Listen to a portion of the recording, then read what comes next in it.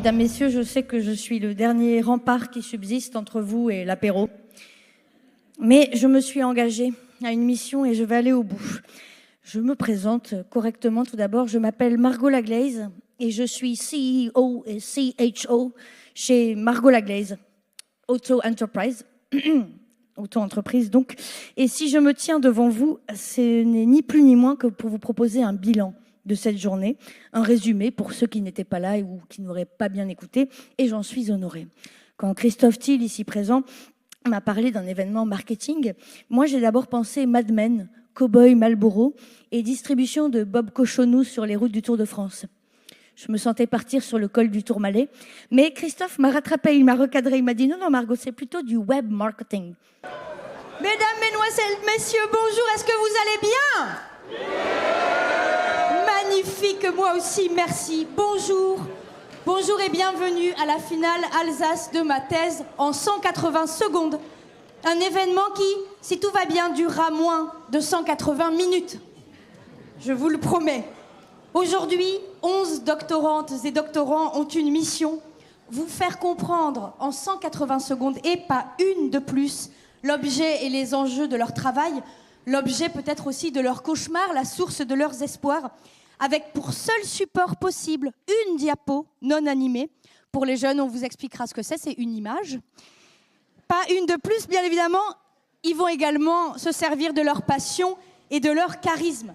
Mais MT 180, c'est aussi pour ces jeunes chercheurs une opportunité unique, on n'en parle pas assez, de faire enfin comprendre à tonton Hubert, après des années de vaines explications, ce qu'ils font de leur journée. Voilà, ça on ne le dit pas assez, c'est un vrai problème ça dans la vie des chercheurs, l'isolement social. Et c'est terrible. Regardez-moi par exemple, mon meilleur ami est présent dans cette salle. Bon, il est directeur de recherche au CNRS. Sa carrière prestigieuse l'amène à donner des conférences partout dans le monde, à publier, à accompagner les étudiants. C'est quelqu'un dans le milieu. Mais moi, qui le connais depuis 15 ans, si on me demande ce qu'il fait dans la vie, eh ben, je vais vous répondre les cristaux. Voilà, et ça, c'est triste. Parce que ça laisse à penser qu'il est naturopathe dans les Cévennes, alors que pas du tout. Et c'est pour ça que la vulgarisation est importante. Et c'est pour toutes ces raisons-là que nous sommes réunis aujourd'hui. Mais bien évidemment, il ne s'agit que de mon interprétation et je ne vais pas être la seule à vous proposer un mot d'accueil. Mesdames, Messieurs, pour lancer cet événement, il faut des prises de parole un peu plus sérieuses que celle-ci. Et pour vous accueillir, je vous demande, s'il vous plaît, d'applaudir à mes côtés Frédéric Brault, présidente de l'Université de Strasbourg, fraîchement élue. Mesdames, Messieurs, Mélanie, je tipiche sous vos applaudissements. Je vais d'abord échanger quelques mots avec elle, peut-être avant que nous lui remettions son trophée. Félicitations encore. Merci. Alors voilà, ce beau trophée et puis tout ce qu'il représente. Et d'ailleurs, ça veut dire quoi pour vous ? Ça vous fait quoi de recevoir ce... C'est vraiment une réelle fierté. Et après aussi, c'est un aboutissement d'un travail. Que maintenant, ça fait 3 ans que je suis chef d'entreprise. Donc vraiment, c'est un très beau cadeau, quoi. Donc vous êtes devenu chef d'entreprise à 20 ans. Voilà, c'est ça. On a vu d'ailleurs que dans la vidéo que personne n'allait vous en empêcher. Hein. Là aussi, la détermination, ouais. J'allais être patronne. C'est ça. C'est exactement ça, oui. C'est incroyable. Et ça a été facile, difficile. Comment ça s'est passé pour vous ? Comme toutes les femmes entrepreneuriales, ça a été vraiment très, très dur. Et c'est justement là le cœur de ce que je voulais vous dire. Non, je n'ai pas la responsabilité d'une famille. Et oui, ma vie est géniale. Mais il faut en finir avec le mythe des célibataires inconséquents et sans souci. Nous aussi, on a des problèmes, ok ? Idée reçue numéro 1. Le chocolat. Moi, j'adore ça. Ainsi que les viennoiseries, les pâtisseries, la raclette et le cervelas, bref, tout ce qui fait du bien et du mal à la fois. Mais contrairement à ce que pourraient croire les mamans, celles qui ont donné la vie alors que patoient et qui savent tout sur le corps féminin, non, moi non plus, je ne peux plus en manger 1 kilo sans scrupule. Mon corps et mon métabolisme n'ont pas eu besoin d'une grossesse pour me trahir. Ça s'appelle juste le temps qui passe. Résumé, les amis. Bonne saison, vive cette émission et tout ce qu'elle nous permet de découvrir.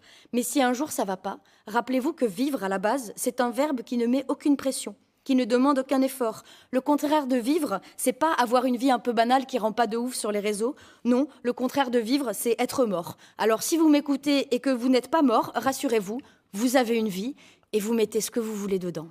Donc vous faites ce métier maintenant depuis pas mal d'années, peut-être pas autant que Toulouse-Lautrec, qui n'est d'ailleurs plus parmi nous. Bout à bout, je l'ai fait plus que lui. Ah, bon, bah voilà, prends ça à Toulouse.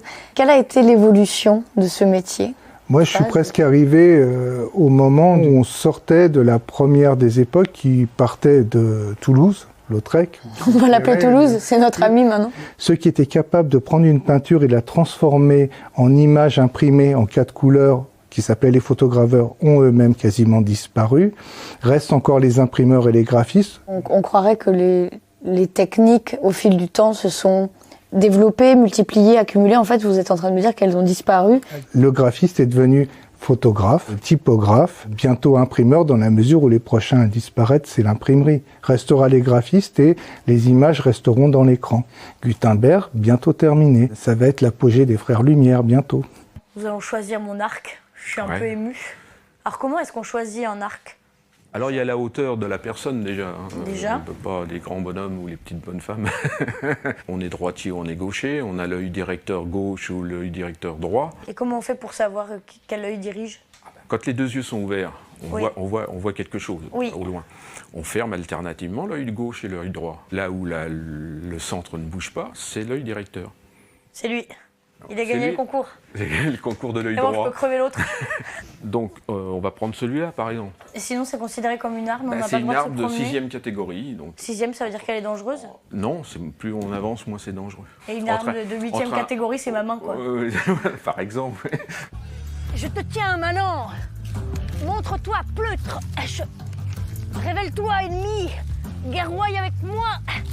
Mais non, mais c'est pénible aussi, la forêt de Sherwood. Il n'y a pas la clairière à Sherwood.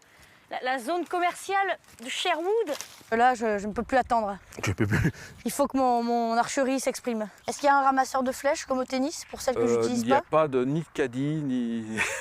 On manque de personnel, Georges. Tu montes en position, tu regardes loin devant toi et tu viens armer jusque là. Voilà. C'est pas mal, hein? C'est pas du jaune, mais ça va venir. Et là, ça rentre. Voilà. Hé, j'ai fait du jaune. Georges. Débrief des performances. Voilà. Là, on dit que ça touche le cordon, donc c'est le point supérieur. Ah, c'est bien. C'est Positif. toujours à l'avant-tasse. Tu veux reculer un peu? Bien sûr. J'aime les défis, Georges. Bon, je sais pas. On va peut-être pas reculer trop quand même.